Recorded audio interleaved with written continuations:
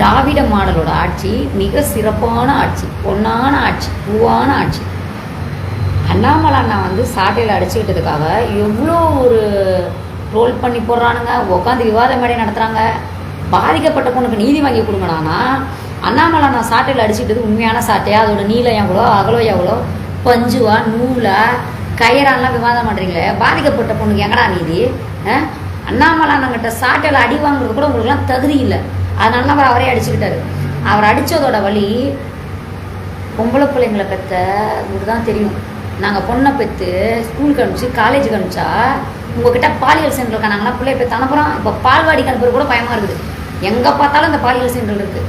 இதில் அந்த அழுகிய முட்டை கீதா ஜீவன் வேற ப்ரெஸ் மீட்டில் உட்காந்து மணிப்பூரில் என்ன நடந்துச்சு தெரியுமா, உத்தரப்பிரதேசத்தில் என்ன நடந்துச்சு தெரியுமான்னு வேங்கை விஷயம் என்ன ஆச்சு, நீங்களாம் வெக்கப்படணும். எங்கள் அக்கா கனிமொழி அதெல்லாம் என்ன ஜென்மனே தெரில, என்ன ஜென்மொழியெல்லாம் தமிழ்நாட்டில் தான் நடந்திருக்கு இந்த அக்கிரமம். அதை பற்றி பேச யாருக்கும் துப்பு கிடையாது. செருப்பு வீசின பாட்டியை வந்து தனிப்படை விரைந்து தேடுதான் கைது பண்ணுறது. 70 வயசு பாட்டி செருப்பு வீசினதுக்காக அவங்க மேலே கைது. எப்படினாலும் பண்ணியிருப்பீங்க, அதை தேடிட்டு இருக்கீங்க. அதை வீடியோ எடுத்து போட்டவங்க மேலே கைது பண்ணியாச்சு பாஜக ஒரு நிர்வாகியை. இந்த வேங்கை வயல் விஷயம்லாம் ஏன் அமைதியாக இருக்கிறீங்க?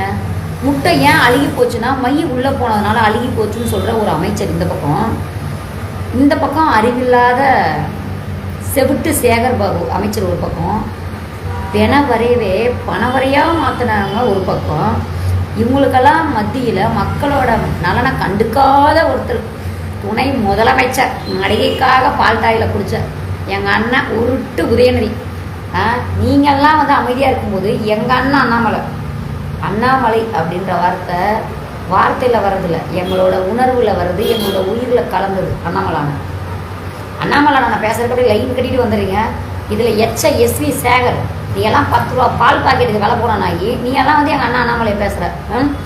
எந்த தலைவனாவது தன்னை தண்டிச்சுக்கிட்ட தலைவன் இது வரைக்கும் அரசியல் இருக்காரா? அண்ணாமலைனை மட்டும்தான். அண்ணாமலைனை மட்டும்தான். அண்ணாமலைனை எதிர்த்து கேள்வி கேட்குற தகுதிங்க உங்களுக்கு யாருக்காவது இருக்குதா? அவர் என்ன துண்டு சீட்டு வச்சு படிக்கிறாரா, இல்லை திருக்குறளை சொல்கிறதுக்கு தடுமாறுறாரா? என்ன தகுதி அண்ணாமலை எனக்கு இல்லை? மேடையில் யாரையாவது இடுப்பட்டுனாரா? பெண் காவலர்களுக்கு பாலியல் சேர்ந்து கொடுத்தாரா? பண்ணது எல்லாம் யாருன்றது இந்த உலக மக்களுக்கே தெரியும். உங்களோட ஆட்சி எவ்வளோ சிறப்பாக நடைபெற்றுக்கிட்டு இருக்கிறதும் தெரியும். நீங்கள் வந்து அண்ணாமலைன்றீங்க. இந்த மதுரை கோணவாய் பாலா நீங்கள்லாம் என்ன அறவே கடாடா? என்ன நடக்குதுன்னே தெரியாமல் அண்ணாமலைன்னு ஒரு நாளைக்கு 10 தடவை அண்ணாமலை நான் பேர சொல்லி புண்ணியத்தை வாங்கிக்கிறீங்க. இப்போல்லாம் கடவுள் இல்லைன்னு அண்ணாமலை நான் பேர சொல்லிட்டு இருக்கிறீங்க. என்ன பண்ணிட்டு ஸ்லோவாக இருக்கீங்க?